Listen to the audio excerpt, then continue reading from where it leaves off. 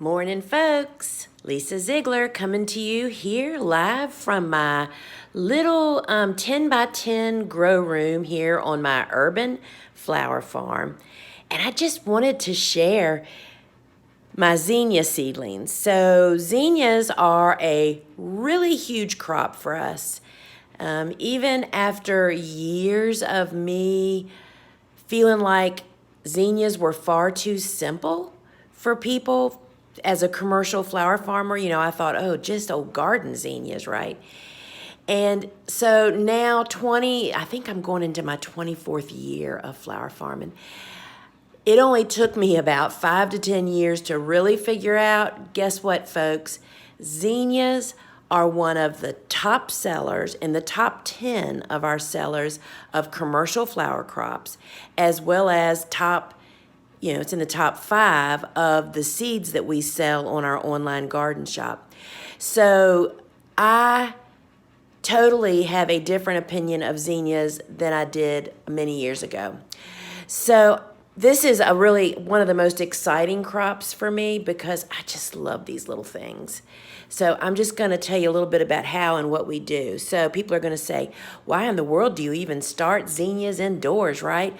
Well, first off, as a commercial grower, we start pretty much everything indoors with the exception of a handful of seeds that we direct sow in the fall of cool season hardy annuals, better known as cool flowers.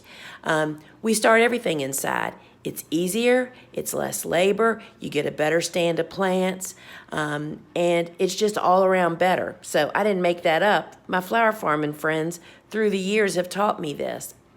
So these zinnias that you're looking at, and there is a bunch of them, y'all. I'm trying to back up and not fall over stuff. We have trays and trays and trays of zinnias, and this is not even all of them for our first round.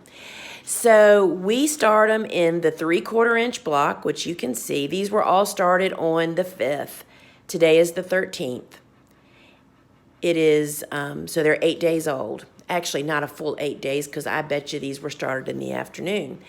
So one of the things that I really appreciate about zinnias is this is one of the things that, you can call it petting my seedlings, but actually I'm just helping to build super strong stems. So who is this? White. She didn't have quite the germination that the rest of them did. Stuff happens, y'all. And some colors are definitely stronger than others.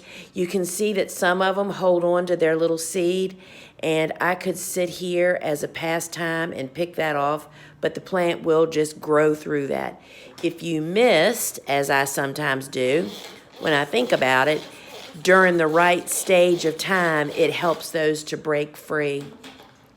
So here's the skinny on growing killer zinnias. Number 1. Choose the right variety.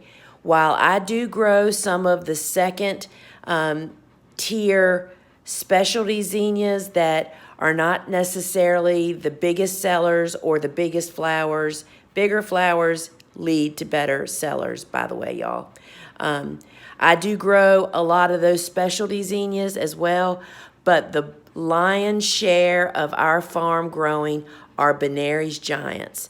They are the most productive, the most mildew resistant, the most consistent doubles that you get, and they just overall are a better producer. And I can tell you that years ago, probably during that time of me really discovering that I was going to grow what my customers actually wanted, not what I thought they wanted, and I started growing more and more zinnias, I grew every zinnia available on the open market. I bought every seed from didn't matter if you were a retail site or wholesale site, I grew them all. And what we learned during that trial is beyond a shadow of a doubt, Benary's Giants, for us, outshined every other variety.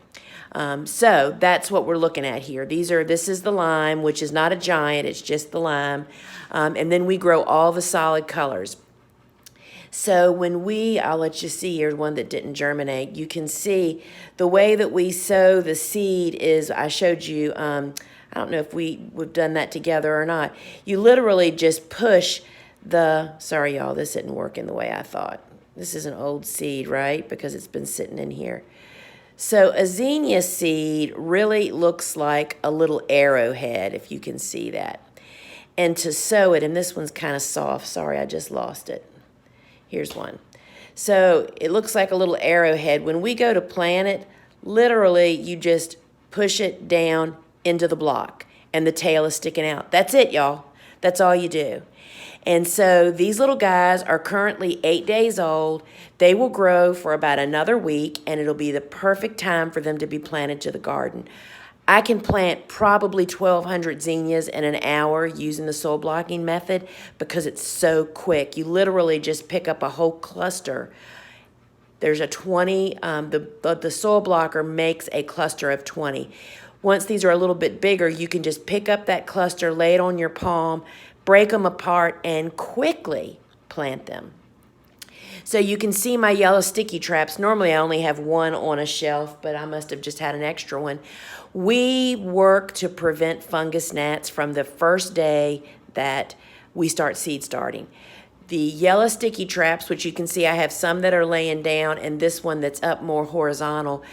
This captures the adults. It is also a great monitoring tool for us here in the grow room.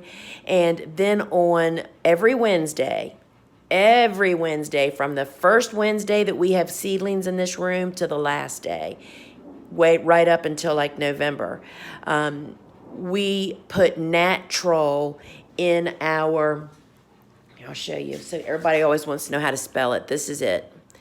You'll find that on our website, gnat troll. Trying to get it to focus, y'all. Is it me or it? That is a biocide that is OMRI certified. You just put it into your watering can. It is for ornamentals as well as edibles, and that kills the larva. And you can see I've watered and not dumped the excess water out yet. That kills the larva of the fungus gnats that live in the soil, y'all. So you got to get in there and get them out. And so this is salmon, and they're looking a little leggy. I need to move my light down is what it all boils down to.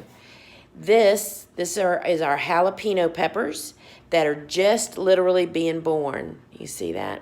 They just came off the heat a couple of days ago. And so these guys will be planted out in the garden, and when they're 2 to 3 weeks old, when they're about 3 to 5 inches tall, we space them. All of my beds are 30 inches wide. We put 4 rows, and they're 6 inches apart in row. Because, y'all, you have to remember, I'm a flower farmer. I am going to be cutting these so deep and hard twice a week that it's like a hard pruning twice a week. So you can space them a little bit closer together. So I just kind of wanted to share what's going on in here as I came out here to water. And I just need to dump all the excess off. And so I grow all the colors of the Benary's Giants. You'll find them on our website, the seeds, if you want to just plant a mix of all the colors, or we sell the individual colors in home gardener size and in jumbo sizes. So that would be 50 seeds and 200 seeds. So, well, folks, I do fertilize zinnias while they're still in the seedling stage. So these get so how I just told you that gnat troll goes in my watering can every Wednesday. Every Monday, my watering can gets liquid seaweed fish fertilizer, Neptune's Harvest. You can find the soil blockers, the seeds, the gnat troll, the liquid fertilizer all over on our website. Currently, at this moment anyway, all still in stock. And so what happens is I water these once a week, or I water them every day, but once a week have fertilizer. We plant them into beds that have been prepared with organic dry fertilizer added, and then I do not fertilize zinnias any longer once they're planted in the garden. Because fertilizer not only grows great plants, it fuels mildew. So we resist doing that, and our soil is in great shape, so our zinnias are super, super strong. So y'all remember, this is what builds strong stems, healthy plants, and there you go. just wanted to share, this is my secret of growing great zinnia seedlings.